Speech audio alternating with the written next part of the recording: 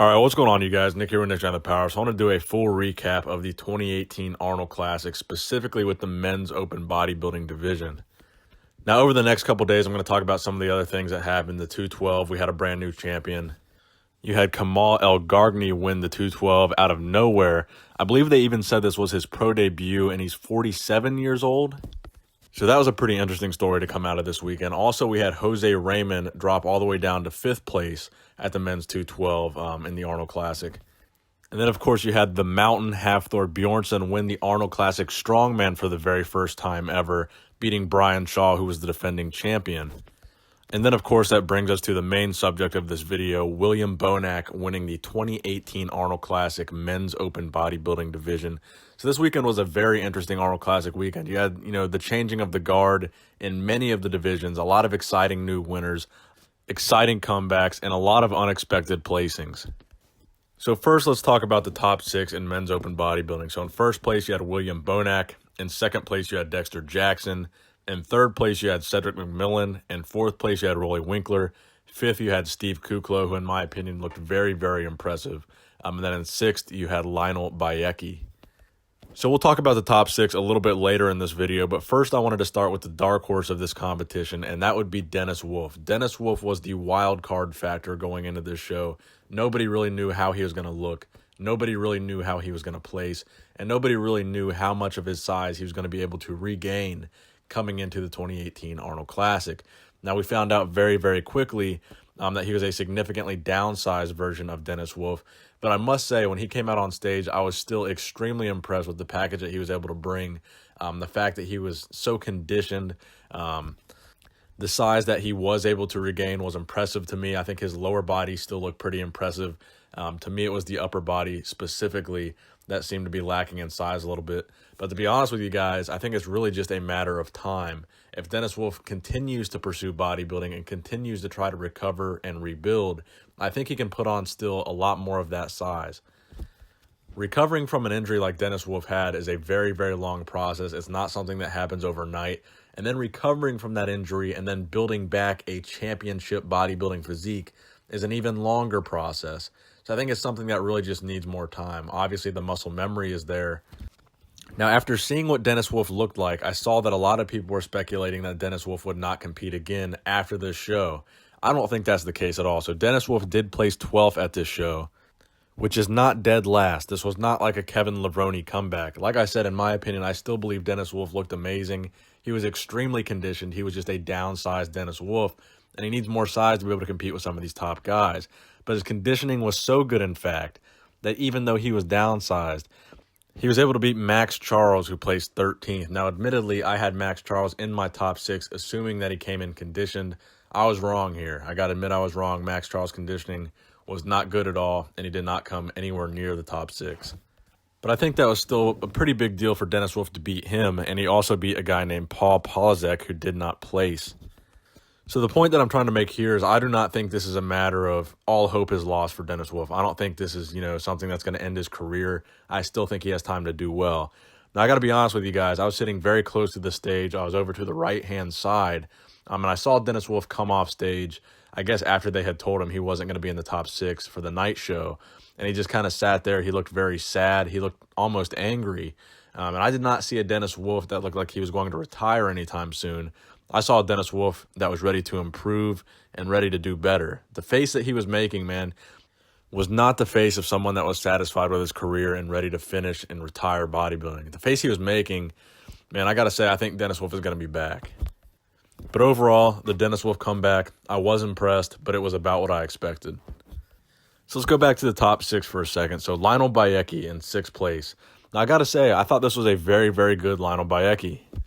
Now, the problem that we typically see with Lionel is his lower body. I think his upper body, sometimes he's able to get that in shape, and the lower body, for whatever reason, still holds water and still holds some degree of smoothness that he just can't seem to overcome. But in my opinion, this was a very, very good Lionel Beyeke, and honestly, I think you could have made a strong argument for Lionel Beyeke over Steve Kuclo or Lionel Beyeke over Roelly Winklaar. So honestly, I think if anything, Lionel could have moved up a few places, and this certainly wasn't a case for me where this was a guy that barely cracked the top 6. I think Lionel Beyeke was a solid top 6 finisher, and you could have made an argument for him to be way higher. This definitely wasn't a guy that was in jeopardy of not being in the top 6. I think this was a very, very good Lionel Beyeke. So that brings us to 5th place, and in 5th place we had Steve Kuclo. So in my opinion, this is, again, one of the better Steve Kuclos that we've ever seen. We haven't seen much from him over the years recently, but I think this was a very, very good showing from Kuclo. He was very hard, very conditioned. Obviously, he sized very well with some of the top 6 guys. Great physique, great guy. I had a chance to talk to him briefly at the meet and greet. But overall, I think 5th place was probably right where he belonged. Again, you could have made an argument that maybe Lionel could have moved up, but I think Steve Kuclo was also a solid top 6 finisher. Maybe you could have made the argument that he would have been in 6th and Lionel in 5th, but still, Steve Kuclo had a great physique, great conditioning, very hard, definitely deserved to be in that top 6. Bringing us to 4th place, Roelly Winklaar. So I think, again, we had a good Roelly Winklaar, but based on the initial comparisons, I think it was the judges were pretty certain right away that they weren't going to have Roelly in that top 3 spot. They were definitely comparing Cedric, Bonac, and Dexter for the top 3, and it looked to me like they didn't really have Roelly in that mix for the top 3, certainly not for the top 2 spots. And Roelly was another guy I had the opportunity to meet at the meet and greet, and he seemed like a really great guy as well, just kind of a quiet guy. Now, my only criticism of Roelly would be that he looked a tad bit soft. Put him next to Dexter Jackson, and you can see immediately what I mean. You can definitely see the difference between the conditioning of a guy like Dexter and the conditioning of a guy like Roelly Winklaar. So in 3rd place, probably the upset of the night would be Cedric McMillan, the returning defending Arnold Classic champion, taking 3rd place. Now, honestly, I think the reason for this was that Cedric was off. He was noticeably off. You could really see it when they turned around in the glutes and the hams. That's where you really knew that Cedric was off. And in my opinion, I even thought that Cedric had faded a little bit from the night show and prejudging. So from prejudging to the night show, I thought from the front, Cedric actually looked a little bit softer at the night show than he looked at prejudging. I think he looked a little bit better at prejudging, in my opinion. So I think right away, everybody knew who 1 and 2 was going to be after watching prejudging. I think there was no question in my mind, and I'm sure most of your minds either, that 1 and 2 was going to be either Dexter or Bonac. And that was my prediction going into the 2018 Arnold Classic, was Dexter first and Bonac in 2nd. So really the main reason I predicted that Dexter would win was because Dexter was kind of the safe bet. Dexter had already won 5 of these Arnold Classics, and Dexter is the king of consistency in my opinion. Dexter has always been consistent with his conditioning, consistent with his placings, and consistently winning.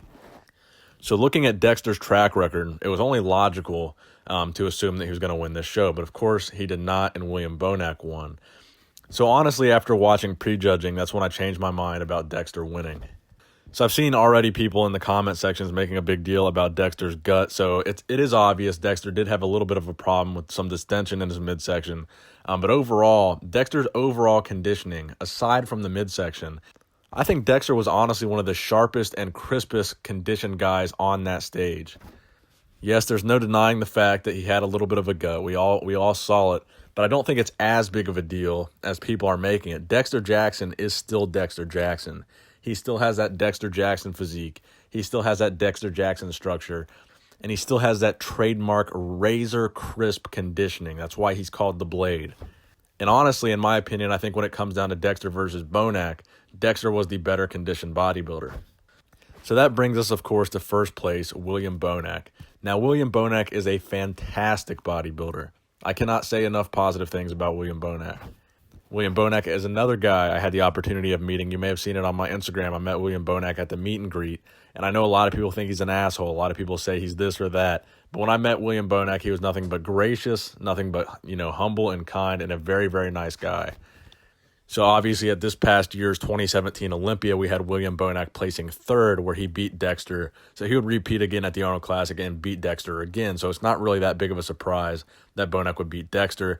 The judges had already decided that William Bonac's physique was superior to Dexter's at the Olympia. So here's the deal with William Bonac, man. He is just about as complete of a bodybuilder as he can possibly be.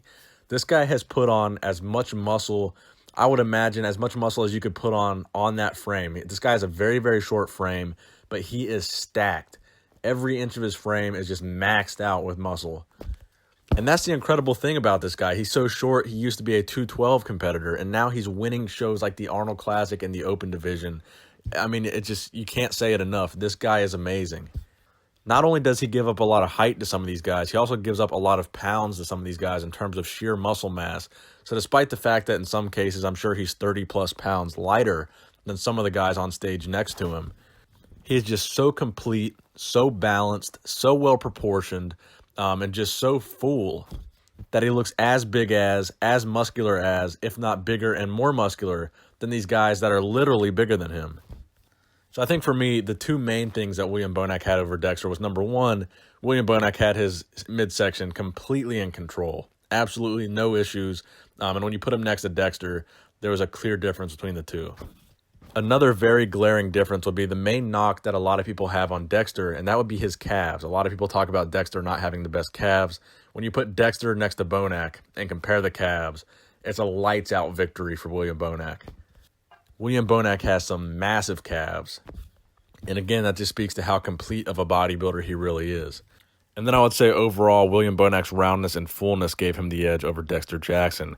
Now, while Dexter Jackson was very, very conditioned, probably even more so than Bonac, Bonac was a lot more full than Dexter, in my opinion, giving him the edge. So overall, guys, I'm not at all disappointed with this placing. I'm very, very happy to see William Bonac win. I think he definitely deserved it. No controversy about it. I think this was a very deserving win. So let me know what you guys think in the comment section below about the placings of the 2018 Arnold Classic.